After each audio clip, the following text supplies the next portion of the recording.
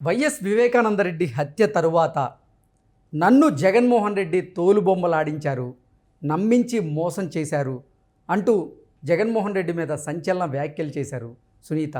ఈ వ్యాఖ్యలు చేస్తూనే కడపలో నేను సంధించినటువంటి ప్రశ్నలకు ఒక అన్నగా కాకపోయినా ఒక సీఎంగానైనా మీరు స్పందించాలి అంటూ కూడా సునీత గారు డిమాండ్ చేసినటువంటి నేపథ్యంలో ఈ అంశానికి సంబంధించి మనతో మాట్లాడేందుకు ప్రముఖ రాజకీయ విశ్లేషకులు కృష్ణకుమారి గారు మనతో ఉన్నారు. మేడంతో మాట్లాడు. మేడం నమస్తే. మేడం నమస్తే. మేడం, వైఎస్ వివేకానందరెడ్డి హత్య తరువాత నన్ను తోలుబొమ్మలాడించారు జగన్మోహన్ రెడ్డి అంటూ సునీత గారు జగన్మోహన్ రెడ్డి మీద సంచలన వ్యాఖ్యలు చేశారు. దాంతోపాటుగా నేను కడపలో సంధించినటువంటి ప్రశ్నలకు ఒక అన్నగా కాకపోయినా ఒక రాష్ట్రానికి సీఎంగానైనా సరే నువ్వు స్పందించాలి అంటూ కూడా డిమాండ్ చేశారు.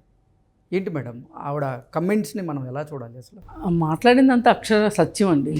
ఎక్కడ ఒక్క ముక్క ఇటు అటు లేదు. చాలా చాలా బాగా మాట్లాడుతుంది. ఆమె చాలా రాజకీయ పరిణితి వచ్చినట్టు అనిపిస్తుంది. అసలు నాకు ఈ సందర్భంగా ఏమనిపిస్తుందంటే, ఇవన్నీ ఎలా అన్నా ఉండేవ్వండి, ఈ హత్యను మటుకు తేల్చే ఉద్దేశం ఎవరు చేశారు అనేది వాళ్ళకి తెలుసు, వాళ్ళు చెప్పరు, ఇది వాస్తవం. కానీ వాళ్ళ మీద సరి అయిన కక్ష తీర్చుకోవాలి అంటే, తండ్రిని చంపిన వాళ్ళ మీద కక్ష తీర్చుకోవాలి అంటే వైసీపీ పార్టీ తరఫున పోటీ చేసే జగన్మోహన్ రెడ్డికి వ్యతిరేకంగా ప్రత్యర్థిగా పులివెందుల నియోజకవర్గం నుంచి కాంగ్రెస్ పార్టీ తరఫు నుంచి వైఎస్ సునీత పోటీ చేయాలి. వైఎస్ సునీత పోటీ చేయాలి. నేను బలంగా కోరుకుంటున్నా. ఎందుకంటే వివేకానందరెడ్డి కూతురుగా, అంటే వారసత్వ రాజకీయాలను మనం ప్రమోట్ చేస్తామని కాదు ఇక్కడ. ఆమె తన తండ్రి హత్యను ఛేదించాలని, హంతకులను పట్టుకోవాలని, చట్టం ద్వారా శిక్షించాలి అని ఆవిడ అనుకోవటం చాలా గొప్ప విషయం. ఆమె దగ్గర కూడా ఆ ఫ్యాక్షన్ బుద్ధి ఉందనుకోండి, ఇవాళ ఎవరు చంపారో ఆమెకు తెలుసు ఖచ్చితంగా. ఆమె చట్టం దృష్టికి తీసుకొచ్చినా కానీ చట్టం శిక్షించట్లేదు. ఆమె కనుక తన తండ్రి, అదే అంటున్నా, ఆమె కనుక వ్యక్తిగతంగా ఆ కక్ష తీర్చుకోవాలి అనుకుంటే ఫ్యాక్షన్ రాజకీయం రక్తం లాగా ఆమెకేమన్నా టైం పడుతుందా చెప్పండి? ఆమె ఎందుకు చేయట్లేదు? ఆమె ఈ రోజుకి చట్టాన్ని గౌరవిస్తుంది, చట్టాన్ని నమ్ముతుంది, చట్టం మీద అచంచలమైన విశ్వాసాన్ని పెట్టుకున్నప్పుడు ఇట్లాంటి వాళ్ళు అసలు రాజకీయాల్లో రావాల్సింది. ఓకే, అంటే వారి తండ్రి హత్యకు న్యాయం జరగాలంటే ఆవిడ ఎమ్మెల్యేగా కానీ లేదంటే పోటీ చెయ్యాలి. ఈ నియోజకవర్గంలో అందరికీ తెలుసు అని చెప్పాడు కదా, ఎవరు చేశారో చెప్పారు కదా. ఎవరు చెప్పారు? సాక్షాత్తు జగన్మోహన్ రెడ్డి చెప్పాడు. వాళ్ళే సునీత నా మీదకి ఎగదోస్తున్నారని నా చెల్లెళ్ళకి కూడా చెప్పి ఎగదోస్తున్నారని చెప్పాడు. అంటే ఈయన ఇండైరెక్ట్గా ఏం చెప్పదలుచుకున్నాడు? చంద్రబాబు అనే కదా ఈయన చెప్పదలుచుకుంది. ఆ ఫస్ట్ రోజు పాడిన పాటలు కూడా అయ్యే కదా, ఆ రోజు శవాన్ని అక్కడ పెట్టుకుని పాడిన పాటలు కూడా అవే కదా. పలానా వాళ్ళని అరెస్ట్ చేయండి అని వాళ్ళ మీదే కదా కంప్లైంట్ ఇప్పించింది. ఆధారాలు లేవని కదా వాళ్ళని వదిలేసింది. ఆ తర్వాత నువ్వు వచ్చావు కదా అధికారంలోకి. నువ్వు వచ్చిన తర్వాత ఆ కేసుని ఏం చేశా? నిజంగా ఎవరైతే చేశారో వాళ్ళని పట్టుకోవడం నీకు పెద్ద కష్టమా? ఇదేమన్నా పెద్ద ఐన్స్టీన్ సిద్ధాంతమా? రాకెట్ సైన్స్ అయితే కాదు కదా. ఒక హత్యను ఛేదించడం, హత్యోదంతాన్ని ఛేదించడం ఎంతసేపు అండి? మీకు చేయడం ఇష్టం లేదు. ఉర్ల రామయ్య కూడా సేమ్ అదే కామెంట్స్ చేశారు. అసలు వైఎస్ వివేకానందరెడ్డిని హత్య చేసిన వారిని పట్టుకోవడం జగన్మోహన్ రెడ్డికి 5 నిమిషాల పని, 5 నిమిషాలు. కానీ జగన్మోహన్ రెడ్డి చేయదలుచుకోలేదు. ఆయనకు చేస్తే ఆయనకే తీరని నష్టం. ఇన్ని రోజులు తెలిసి నువ్వు వాళ్ళకి సహాయం చేశావు అంటే నువ్వెంత కిరాతకుడివి అనే మాట వస్తుంది అని చెప్పి అతను పైకి మాట్లాడట్లేదు. కానీ ఏం చెప్తున్నాడు? మళ్ళీ ఇంకా ఇప్పటికీ వేరే వాళ్ళ మీద వేసి దాన్ని డొలపాలనే చూస్తున్నాడు. సరే, ఏది ఏమైనప్పటికీ సునీత కామెంట్స్ని ఈ రోజున మనము చాలా పాజిటివ్గా తీసుకుందాం. ఆవిడ మాట్లాడుతుంది ఏంటి? నన్ను మోసం చేశారు, మీరు నన్ను పక్కదోవ పట్టించారు, ఆ రోజే మీకు తెలుసు. కానీ మీరేం చేశారు? వాళ్ళు చంపారు, వీళ్ళు చంపారు, పైగా నా ఇంటికి వచ్చి నాకేం చెప్పారు, తెలుగుదేశం వాళ్ళ మీద చెప్పు అన్నారు.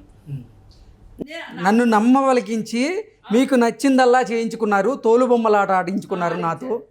అదే ఇప్పుడు చెప్పింది ఏంటి అంటే, వాళ్ళు చేశారని నువ్వు చెప్పు, నువ్వు కూడా నమ్ముతున్నట్లుగా చెప్పు అని నన్ను నమ్మించాలని చూశారు వాళ్ళు. వాళ్ళ అత్యుత్సాహం చూస్తేనే నాకు అప్పుడే అనుమానం వచ్చింది. కానీ నేను సొంత బాబాయిని చంపిస్తారా, ఒక్క ఎంపీ సీటు కోసం ఇంత దుర్మార్గానికి దిగజారుతారా అని నేను నమ్మలేదు వాళ్ళని. అంటే వాళ్ళు చెప్పిందే నమ్మాను, నన్ను నమ్మించి మోసం చేశారు.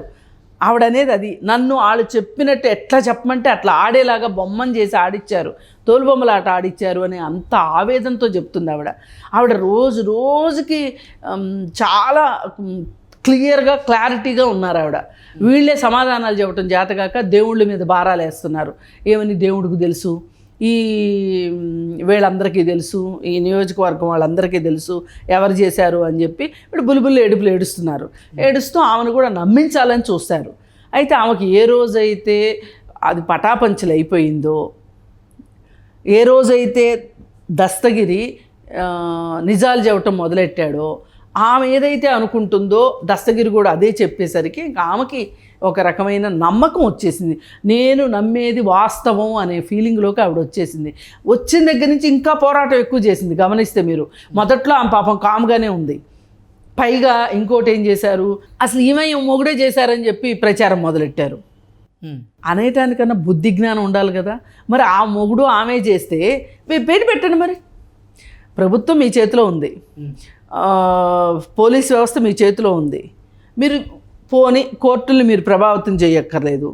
పోలీసుల్ని నిష్పక్షపాతంగా ఈ కేసును విచారణ చేసి కోర్టుకు పెట్టండి అని చెప్పడం ఏం కష్టం. ఇవాళ చూడండి, సంవత్సరం లోపు అత్యాచార ఘటనలు ఇట్లాంటి సంవత్సరం లోపు తేలుతున్నాయి. అంటే స్పెషల్ కోర్ట్స్ పెట్టి సంవత్సరం లోపు వాళ్ళకి శిక్ష పడేటట్లు చేస్తున్నారు. అంటే దీని అర్థం చెయ్యదలుచుకుంటే స్పీడీ ట్రయల్ చేయొచ్చు, స్పీడీ జస్టిస్ వస్తుందనే కదా అర్థం. మరి నీ చిన్నాన్న చచ్చిపోతే చేసిన వాళ్ళే అయితే గనక, పోనీ సొంత కూతురు దుర్మార్గురాలు, మరి నువ్వు ఆ దుర్మార్గాల్ని చట్టం ద్వారా జైలుకి పంపించవచ్చుగా. పైగా ఒక చిన్న లాజిక్, చిన్న పిల్లల్ని అడిగినా చెప్తారు. అసలు ఆమె భర్తే హత్య చేసి సిబిఐ దగ్గరికి వెళ్ళి హంతకులను బయటికి తీయండి అని ఎందుకు చెప్తారు? ఇప్పుడు అమ్మయ్య ఎవరికి అర్థం కాలేదు, నేను చంపింది, అన్న కూడా కనిపెట్టలేకపోయాడు, అమ్మయ్య అని ఊపిరి పీల్చుకోవచ్చుగా. అసలు ఇవే ఎందుకు హంతకులు పట్టుకోండి అని అంటే, ఆ విచారణ అంతా చేసి ఈమె వైపుకే వేళ్ళు చూపించింది అనుకోండి చట్టం కూడా, అప్పుడు నష్టపోయేది ఎవరు? ఆమె కదా. ఎవరైనా కోరి కష్టాలు తెచ్చుకుంటారండి అట్లా? ఏమన్నా కోరి కష్టాలు తెచ్చుకోవడం అంటే అప్పులు చేయటం, ఇంకోటి చేసుకుంటారు తప్పితే హత్యా నేరాల మీద వేసుకుంటారా చెప్పండి? చేసుకోరు కదా. మీరు మాట్లాడే అన్ని లాజిక్ లేని మాటలు మాట్లాడుతున్నారు, బుర్ర బుద్ధి జ్ఞానం లేని వాళ్ళు మాట్లాడుతున్నారు.